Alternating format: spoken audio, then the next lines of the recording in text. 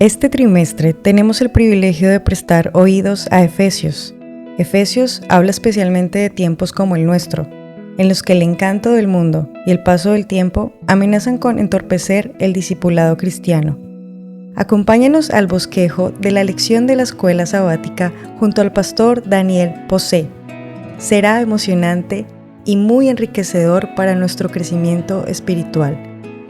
Hola, ¿qué tal queridos hermanos, queridos amigos? Nuevamente nos encontramos para ahora sí concluir ya finalmente este viaje que hemos realizado juntos a través de la carta del apóstol San Pablo a los Efesios. Efesios es una carta muy pero muy importante para la vida de la iglesia. Cuando nosotros pensamos en los escritos del apóstol San Pablo, hay escritos que tienen alguna relevancia, algún significado que de alguna manera ha impactado en el cristianismo. Por ejemplo, la carta a los Romanos y la carta a los Gálatas, que fue tan pero tan significativa en la comprensión que tuvo Lutero del mensaje de la salvación, que favoreció finalmente el inicio del movimiento de la Reforma del siglo XVI. Pero la carta a los Efesios es una carta especialmente para la iglesia, y yo me atrevería a decir para la iglesia de hoy, porque la carta a los Efesios nos confronta, nos enfrenta a cada uno de nosotros con algunas grandes verdades que la iglesia nunca debe perder de vista. La carta a los Efesios nos ayuda a comprender que muchas veces tenemos una suerte de miopía espiritual y no somos conscientes de la necesidad de la obra de Dios en nuestro medio. Cuando nosotros llegamos a esta carta, esta empieza con el capítulo 1, que realmente es un canto maravilloso para hablar de la salvación que Dios ha provisto para nosotros desde tiempos eternos en Cristo Jesús. Efesios capítulo 1 nos habla del milagro de la predestinación, nos habla de que hemos sido elegidos desde antes de la fundación del mundo para formar parte de la familia de Dios. Y aquí encontramos algo muy, pero muy importante, que no debemos perder de vista jamás. El hecho de que desde toda la eternidad, antes que el mundo fuese, antes que cada uno de nosotros existiéramos, Dios ya nos ha amado. Y nos ha amado con un amor que lo llevó finalmente a que pudiera volcar todo ese don de su amor en la persona y en la obra de Jesucristo. Por eso Efesios capítulo 1 nos presenta a ese Dios que nos amó, que nos predestinó y que nos ha redimido, nos ha rescatado por medio de la sangre de Jesucristo, que es la manera paulina de decir por medio de la entrega de la vida inmaculada de Jesús que se da por nosotros en la cruz del Calvario. Este Dios que desde la eternidad nos ha predestinado para salvación, para ser parte de su familia, este Dios que derrama todo el don de su amor en la persona y la obra de Jesucristo, es un Dios que nos salva a todos a través de un solo camino. Y ese camino pasa indefectiblemente por su gracia, pasa indefectiblemente por su misericordia.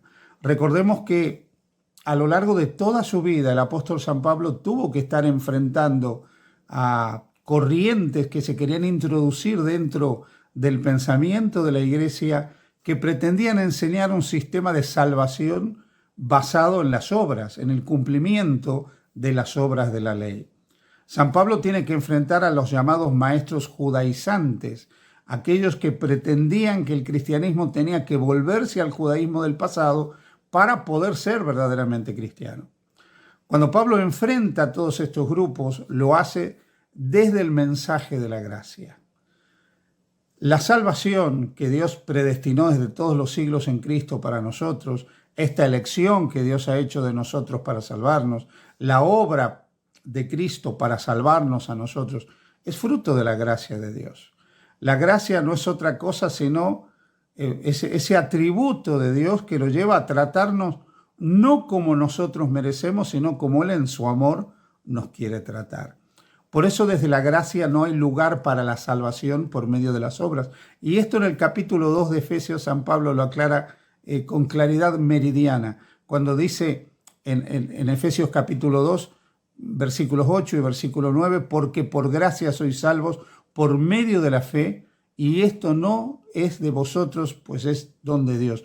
No por obras, para que nadie se gloríe, aunque es cierto que somos hechura suya, creados en Cristo Jesús para buenas obras.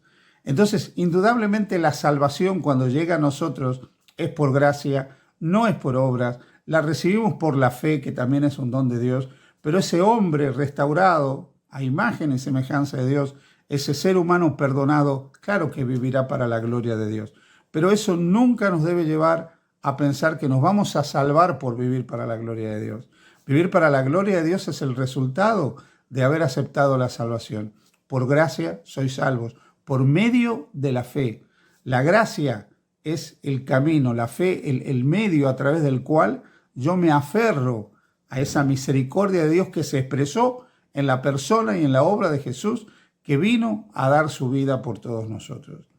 Por eso es que cuando llega el capítulo 3, el apóstol San Pablo habla del misterio de Cristo, ese misterio que había estado encubierto desde todos los siglos, pero que ahora había sido revelado por medio de los apóstoles, por medio de los profetas y los apóstoles, y que ese misterio que le había sido dado a él de anunciar que los gentiles, o sea, aquellos que para el pueblo de Israel estaban fuera de la salvación, esos gentiles eran también coherederos y copartícipes de la redención en Cristo Jesús.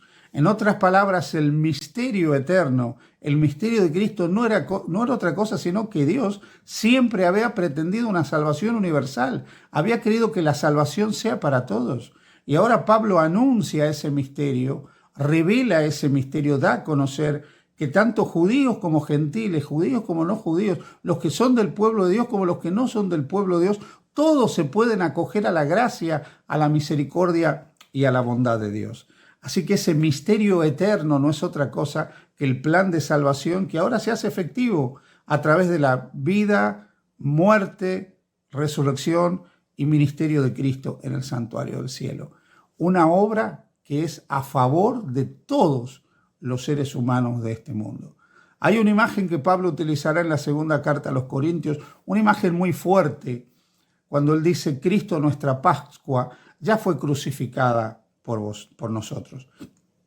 Esto quiere decir que la Pascua judía, que era el recuerdo de una liberación física de la esclavitud del pueblo de Israel, del poder de Faraón a una vida en libertad, ahora es reemplazada por algo superior.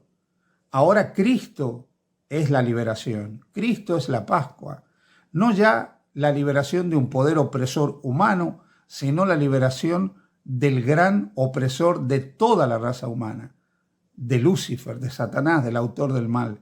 Cristo lo derrota en su vida, Cristo lo derrota en la cruz, Cristo lo derrota cuando se levanta de los muertos y acabará con él finalmente en su segunda venida. Y esa liberación que él nos da del autor del mal, del dolor y del sufrimiento, es lo que hace que él sea la Pascua para nosotros. Ese es el misterio de Cristo revelado, que ahora somos salvos enteramente por gracia, por lo que Cristo ha hecho por nosotros, y todos podemos acogernos a la gracia y a la misericordia de Dios.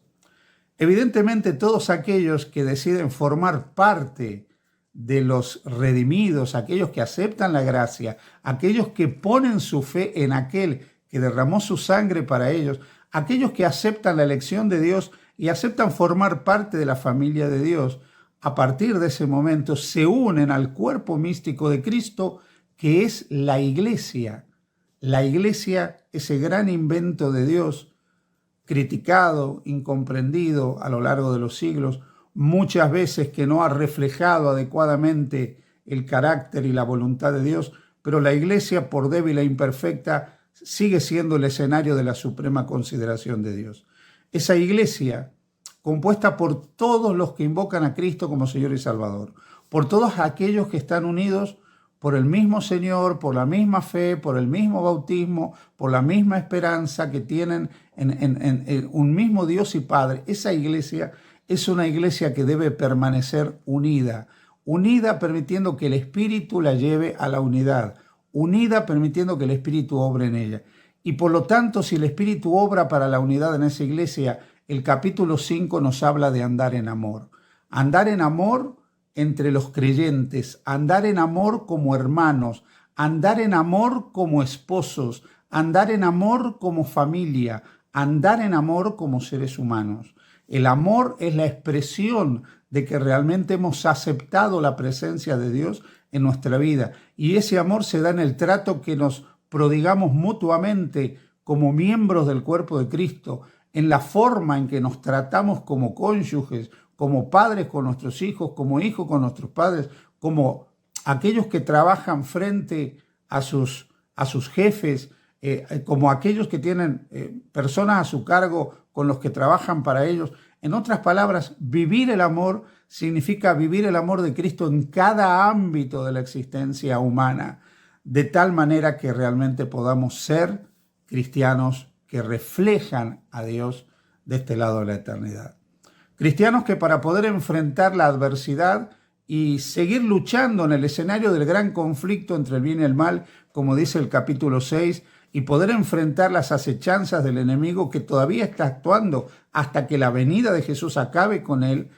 Cristianos que necesitan vestirse de toda la armadura de Dios, esa armadura que les permitirá enfrentar a cada paso de su vida cualquier situación que los tiente, que los quiera entretener de poner sus ojos, su mirada en Jesús, que es el autor y el consumador de la fe. Efesios, una carta maravillosa con un mensaje maravilloso para cada uno de nosotros. Ojalá que podamos internalizar cada uno de estos capítulos, que podamos volver a leer Efesios y seguir aprendiendo de Dios a través de esta carta. Que el Señor te bendiga. Queridos amigos, ha sido un gusto compartir el bosquejo de la lección de la Escuela Sabática. Esperamos encontrarnos la próxima semana y así aumentar y fortalecer nuestra fe. Dios les continúe bendiciendo.